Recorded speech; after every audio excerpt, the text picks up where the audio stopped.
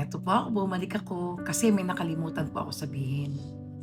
May gusto lang po ako i-share sa inyo. Sabi ng Panginoon natin, hindi lang prayers ang gusto niya sa atin. God does not only wants our prayers, He wants our character. In Exodus 21, sinasabi nga doon, remind us that serving God means acting justly, loving others, and living responsibly every day. Lord, teach us to live with fairness, compassion, and respect for one another. Opo, mahalaga po yan sa buhay natin. Kahit nagpe-pray po tayo, nananalangin tayo, pray tayo ng pray, pero yun naman ang puso natin ay hindi malinis, yun naman ang isip natin ay hindi malinis. So, hindi po yun mahalaga sa Diyos. Kailangan po action. Action po kailangan. Nakikita yun sa iyong pag-uugali, sa iyong pagkilos, sa iyong pagsasalita. Ganun po ang gusto ng Panginoon sa atin.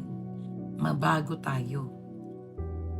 Hindi lang po sa pagdarasal siya tumitingin. Tinitingnan din po niya kung paano tayo kumilos, magsalita, at magkipagkapwa-tao. At yun ang paggusto ng Panginoon sa atin. Reminders ko lang po rin sa inyo. Okay?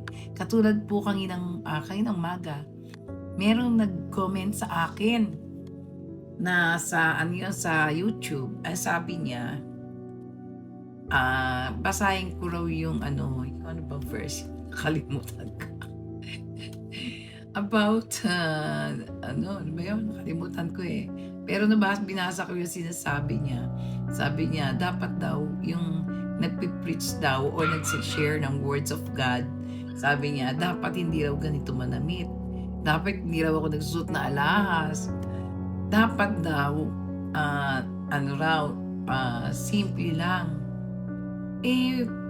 Sinagot ko siya, sabi ko, nag-uopisina ako.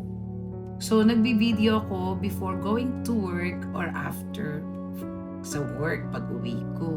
Kaya, pinay ko nakasuot pa ng alahas. So, ngayon wala po ako kahit anong alahas, but it doesn't mean sinunod ko siya kasi nakapahinga na po ako. Yan. So, ako naman kasi, nag-share ako na to. Sharing ko po ito galing sa puso ko kasi marami po ako na-encounter na hindi nagbabasa ng Bible. Kaya pumasok po sa isip ko with God's wisdom na mag-share ako ng Bible words every day, chapter by chapter. So, yun po yung ginagawa ko. But, okay lang sa akin yung sabihin niya yun, ganun sa akin. But what's important to me is, naggagawa ko yung mas kasiyahan ng puso ko na iniaalay ko sa Panginoon. Amen. To God be the glory. See you tomorrow.